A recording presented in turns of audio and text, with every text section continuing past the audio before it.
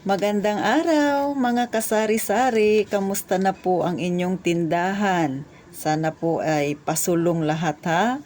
Sana ay wag tayong uurong kahit medyo mahirap ang buhay basta wala naman tayong tinatapakan, 'di ba mga kasari-sari?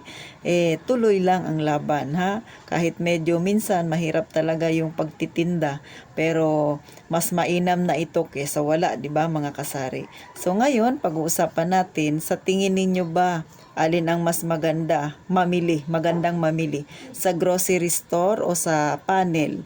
Sa mga hindi po nakakaalam, lalo na po sa may mga maliliit na tindahan dyan, syempre, yung panel po ay sila yung mga nagdi-deliver sa mga malalaking tindahan o sila yung distributor ng mga paninda. Kagaya dito sa amin, Palawan, malayo. So, medyo may kamahalan. So sila ang bumibili sa Maynila, tapos pagdating dito sila yung mga nagdi-distribute, nagbebenta sa mga may malalaking tindahan.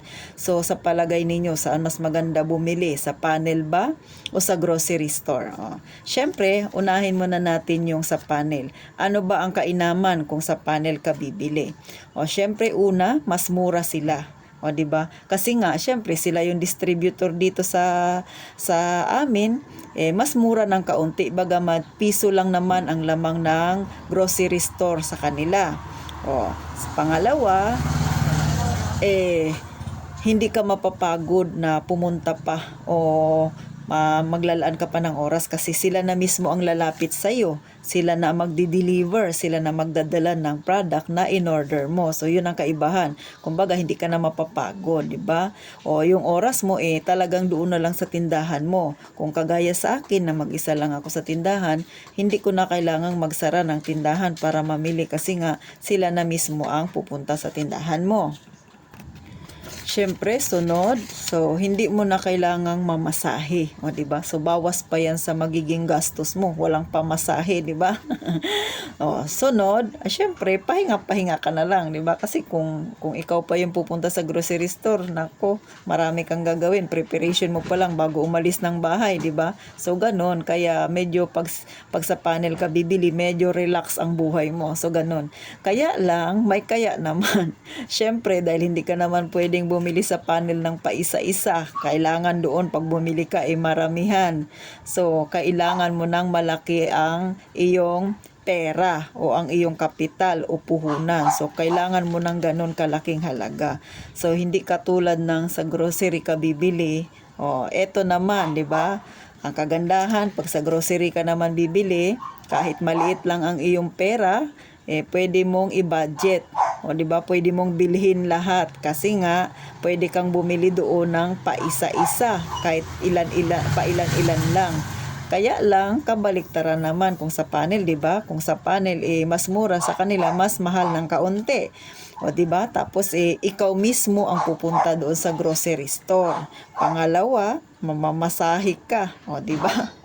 Syempre yung pagod mo pa. At syempre kung kagaya sa akin na mag-isa lang sa tindahan, magsasara ka ng iyong tindahan, 'di ba? So gano'n naman. Pero yun nga lang, mababudget mo yung pera mo. Kasi mabibili mo lahat ng paninda na kailangan mo kahit pa kunti-kunti. So hindi mo kailangan ng malaki ang puhunan. Kung magkano lang yung benta mo sa buong maghapon at kinabukasan ay ibibili mo, so mapagkakasya mo yun. So yun naman po kapag sa grocery ka bibili. So ganun po mga kasari-sari, di ba? May advantages at saka disadvantages din. Pero syempre kung may malaki kang puhunan, may malaki kang pera na pwedeng gawing kapital, syempre mas mainam po talaga na sa panel kayo bibili kasi mas malaki ang inyong tutubuin. Pero sa totoo lang mga kasari, ako dalawa yan sila binibilhan ko. May mga time kasi na yung paninda na gusto kong bilhin sa panel, minsan nauubusan sila ng stocks. Kasi nga mas inuuna nila syempre na deliveran yung mga malalaking tindahan dito kasi yun talaga yung priority nila. So parang option lang kaming mga maliliit na tindahan. So ganun po. Kaya pag nagpepresyo ako, yung aking presyo, doon sa grocery ko ibinabase. Kahit iisang item, example natin, Chucky. Sa grocery ko siya nabili. Pero nag-deliver yung panel at nag-order ako sa panel. So yung presyo ng Chucky na binili ko sa panel kapresyo pa rin ng grocery doon sa pinagbilhan ko. Doon ako nagbabase doon sa grocery.